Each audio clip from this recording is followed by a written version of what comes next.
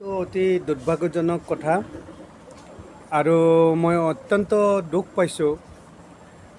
প্ৰায় 34 ইয়াৰ্ছ সংগ্ৰামৰ যিটো ইতিহাস, এই ইতিহাসত সুকীয়া বৰভূমি সৃষ্টিৰ কৰাকে আদি কৰি যিমান আশা আকাংক্ষা লৈ বড়ো ৰাইজে যোদ্ধাসকলে সতীৰ্থ বন্ধুসকলে তেওঁৰ সংগ্ৰামত অৱতীৰ্ণ হৈছিল, সেই সংগ্ৰামক ভেঙুচালি কৰি 4 লাখ টকাৰ কাৰণে কৰা নাছিল যদি কিহৰ কাৰণে কৰিছিল বুলি যিটো প্ৰশ্ন, আৰু তেওঁ এজন ছিনিয়ৰ সেই সময়ৰ নেতৃত্ব দিয়া মানুহ, সেই মানুহে আজিৰ তাৰিখত আহি এনেধৰণৰ বক্তব্যবিলাক কৈছে, এই জাতিটোৰ কাৰণে অতি দুৰ্ভাগ্যজনক কথা। আৰু এই কথাটোৰ কাৰণে মই তেওঁক ধিক্কাৰ দিছোঁ। তেওঁৰ এনেধৰণৰ সংগ্ৰামৰ এটা ইতিহাসক এনেধৰণৰ অপমান কৰাৰ, সংগ্ৰামী সতীৰ্থসকলক 4 লাখ টকাৰ বিক্ৰী কৰি দিয়া এনেধৰণৰ কথা, আৰু তেওঁ চৰকাৰে আৰু বেছি সুবিধা দিব নোৱাৰে, ইয়াতকৈ কিমান দিবে, এনেধৰণৰ চৰকাৰী পক্ষ লৈ পেলাই যিবিলাক কথা ক'লে, ই সংগ্ৰামী নেতাজনৰ কাৰণে অতি লজ্জাজনক কথা, নিৰ্লজ্জ কথা হোৱা বুলি মই ভাবোঁ।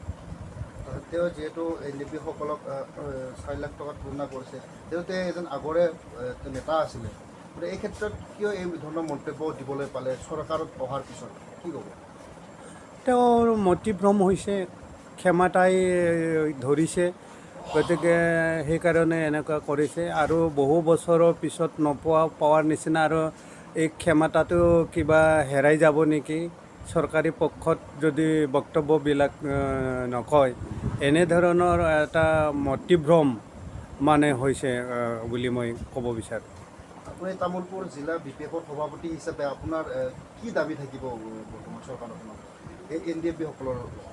আমিতো কৈ আহিছোঁ, অতি শীঘ্ৰে ৰঞ্জন দৈমাৰী সমন্বিতে যিসকল কাৰাৰুদ্ধ NDFB নেতা আছে তেওঁলোকক মুক্তি দিব লাগে। শান্তি চুক্তিৰ পিছত যিখিনি NDFB কেডাৰ, তেওঁলোকৰ কেছ অট'মেটিকেলি উইথড্ৰ হ'ব লাগে। সেইটো কোৰ্টৰ প্ৰচিডিউৰ নহয়, এমনেষ্টি দিব লাগে, সাধাৰণ ক্ষমাদান প্ৰক্ৰিয়া হ'ব লাগে।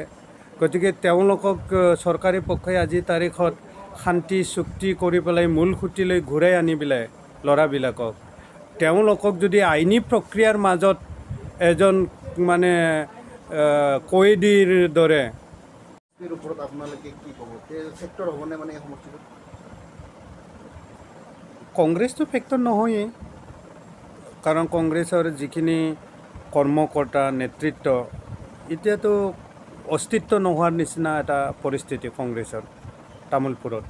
বাকীৰ কথা কোৱা নাই মই, কিন্তু তামোলপুৰত কংগ্ৰেছৰ লিডাৰশ্বিপেই নাই, কৰ্মী নাই। গতিকে তেনে পৰিস্থিতিত কংগ্ৰেছ ফেক্টৰ নহয়েই। আৰু GSP আজিৰ দিনত কিবা হৈ থকা নাই, প্ৰাসংগিক হৈ থকা নাই।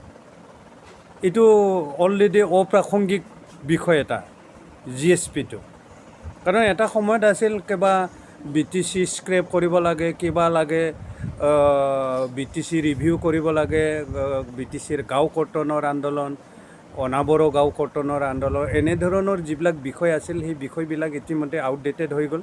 সেইটো নাই, নেতৃত্বই বাদ দিছে।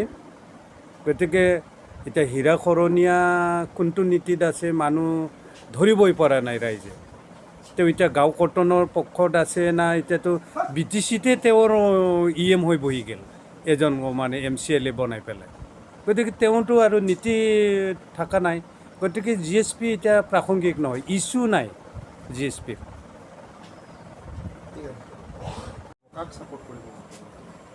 ইতিমধ্যে আমি সিদ্ধান্ত লৈছোঁ, তামোলপুৰ জিলা BPF-এ প্ৰাক্তন BTCৰ কাৰ্যবাহী সদস্য ex-CM গণেশ কছাৰী আমি পূৰ্ণ সমৰ্থন জিলা সমিতি BPF-ৰ তৰফৰ পৰা আগবঢ়াইছোঁ।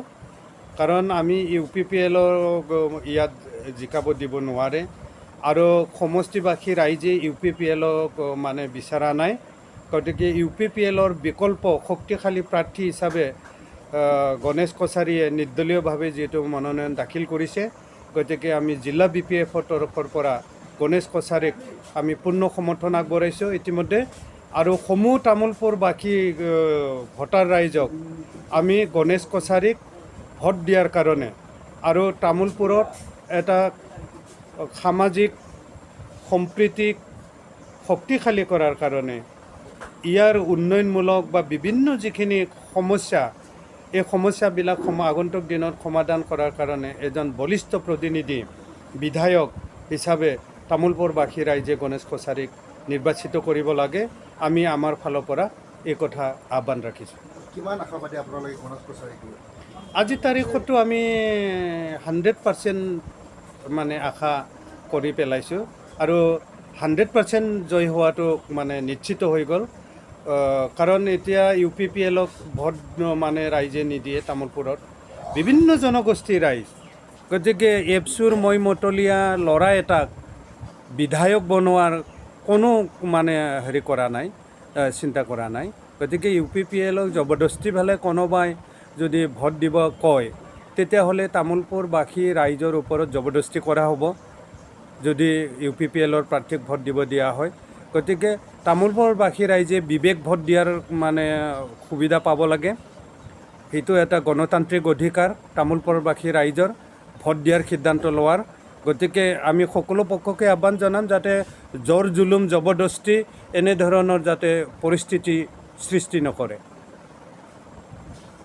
মুখ্যমন্ত্ৰীয়ে যিটো মন্তব্য কৰিছে 4 লাখ টকাৰ কাৰণে কৰ্ণাই যদি কিহৰ কাৰণে NDFB সংগ্ৰাম কৰিছিল আপুনি এই ক্ষেত্ৰত কি মন্তব্য দিব এইটো দুৰ্ভাগ্যজনক আজি NDFBয়ে এটা ইস্যু লৈ বড়ো সমাজৰ ডাঙৰ ইস্যু লৈ পেলাই তেখেতসকলে আন্দোলন কৰিছে যেনেকৈ ছেপাৰেট ষ্টেট বড়োলেণ্ড সৃষ্টি কৰাৰ কাৰণে তেখেতসকলে আন্দোলন কৰিছিল তাৰ মাজত বহুত বড়ো ল'ৰা ছোৱালী শ্বহীদ হৈছে কাৰোবাৰ কোনোবা মহিলাৰ কপালৰ সেন্দুৰ নাইকিয়া হৈ গৈছে কাৰোবাৰ মা দেউতাৰ ল'ৰা তেখেতসকলৰ মা দেউতাৰ বুকুৰ পৰা তেখেতসকলে হেৰাই গৈছিল গতিকে বহুত হাজাৰ মানুহ আজি শ্বহীদ হৈছে বড়ো ল'ৰা বড়োলেণ্ড ছেপাৰেট ষ্টেট সৃষ্টি কৰিবৰ কাৰণে গতিকে NDFBয়ে অকল 4 লাখ টকা একজন কেদাৰে পাবৰ কাৰণে আন্দোলন নাছিল এই আন্দোলন আছিল গোটেই মানে বড়ো ৰাইজক এক কৰি ফালে বড়োলেণ্ড সৃষ্টি কৰা বহুত ডাঙৰ ইস্যু আছিল কিন্তু এই যিটো ইস্যু NDFBয়ে ছাকচেছ কৰিব পৰা নাই বিভিন্ন ষড়যন্ত্ৰৰ কাৰণে তো যিহেনক আজি বা যোৱাকালি যি গোবিন্দ চন্দ্ৰ বসুমতাৰী ডাঙৰীয়াই যি বক্তব্য দাঙি ধৰিছে এইটো বড়ো সমাজৰ কাৰণে লজ্জাজনক আজি তেখেতসকলে চৰকাৰত থাকি ফালে BTC চৰকাৰত আছে অসম চৰকাৰৰ লগত আছে আজি তেখেতসকলে BTR চুক্তি মানে পিছ একৰ্ড বুলি কৈছে মানে শান্তি চুক্তি বুলি কৈছে কিন্তু আজি আমি দেখিছোঁ BTR চুক্তিকাৰী স্বাক্ষৰকাৰী ৰঞ্জন দৈমাৰী NDFBৰ মানে ফাউণ্ডাৰ ৰঞ্জন দৈমাৰী আজি জেলত আছে তেখেতৰ লগত বহু ল'ৰা ছোৱালী আজি জেলত আছে গতিকে আজি গোবিন্দ বসুমতাৰী ডাঙৰীয়াই যি বক্তব্য দাঙি দিছে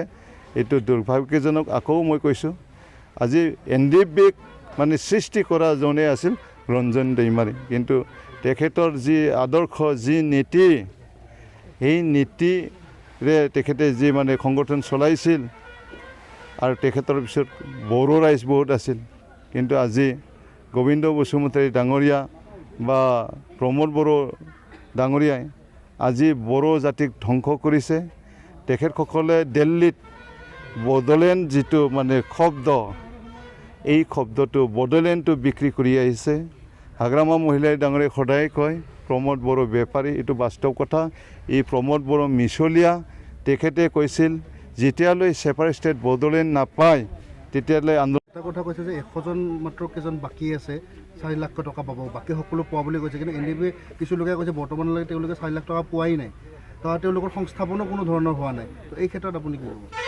হয় যিবিলাক NDFBৰ নামত টকা যিবিলাকে পাইছে এইবিলাক ৰিয়েল NDFB নহয় এইটো এপচু কেডাৰ হয় গতিকে ইয়াতো 2 নম্বৰ হৈছে যিবিলাক NDFBৰ ৰিয়েল মানে কেডাৰ বা যিবিলাক মানে এওঁলোকৰ নেতা তেখেতসকলে আজি এই 4 লাখ টকা পোৱা নাই, তেখেতসকলৰ চৌকা জ্বলা নাই, তেখেতসকলৰ কেছ উইথড্ৰ কৰা নাই, তেখেতসকলৰ মানে অচলা অৱস্থা হৈছে।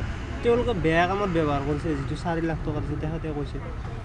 এইটো দেখুৱাই দিয়ক, কোনটো দিশত বেয়া কামত ব্যৱহাৰ কৰিছে এইটো দেখুৱাই দিয়ক, ৰাইজক দেখুৱাই দিয়ক কি বেয়া কামত ব্যৱহাৰ কৰিছে NDB কেডাৰবিলাকে, দেখুৱাই দিয়ক। NDBৰ যিখন সংগ্ৰাম আছিল এইটোক ইটিকিং কৰা বুলি আপুনি ক'ব নেকি? এজন নিজে যিহেতু এজন NDBৰ লিডাৰ আছিলে এসময়ত। তাৰ জাতি চেতনা নাই, তাৰ জাতি চেতনা নাই, হয়তো তাৰ মগজুত তাৰ এটা হয়তো ছিঙিছে, নহ'লে এনেকুৱা বক্তব্য দাগি নধৰিলে। নিজে আন্দোলন কৰিছে, নিজে 4 লাখ টকাৰ কাৰণে আন্দোলন কৰিছিল নেকি গোবিন্দ বসুমতাৰীও? নিজেতো কেডাৰ আছিল, নেতা আছিল। কেডাৰ আৰু নেতাৰ কাৰণে 4 লাখ টকাইহে চৰকাৰে দিব, সেইটো এতিয়া দিয়া নাই, 4 বছৰ দিব, ফিক্স পে' কৰি থৈছে। আজি দিছে বুলি কৈছে 4 লাখ টকা, কিন্তু এইটো আজি NDB কেডাৰবিলাক ৰিয়েলত পোৱা নাই, কাৰণ সেইটো ফিক্স পে' হিচাপে বেংকত থৈছে, 4 বছৰ পিছতহে পাব। 4 বছৰ দিছে বুলি কৈছে, তেখেতসকলেতো এটকাও পইচা এতিয়া লাৰিব পোৱা নাই, বেংকতহে আছে ফিক্স পে' হিচাপে। সেইটোৱে কথা, তাৰ কাৰণে আজি NDBৰ ঘৰত আজি চৌকা জ্বলা নাই। এতিয়ালৈ আন্দোলন কৰি থাকিম বুলি কৈছিল। BTCৰ chief, deputy chief, MCLA, MLA, MP হোৱাৰ কোনো সপোন নাই বুলি কৈছিল। যেতিয়ালৈ ছেপাৰেট ষ্টেট বদলে নাপায় তেতিয়ালৈ আন্দোলন কৰাৰ কথা কৈছিল, কিন্তু সেইজন ব্যক্তি আজি হাগ্ৰামা মহিলাই ডাঙৰীয়া বনোৱা ৰাস্তাইদি চাইৰেন বজাই বজাই হাগ্ৰামা মহিলাই ডাঙৰীয়াক সমালোচনা কৰে।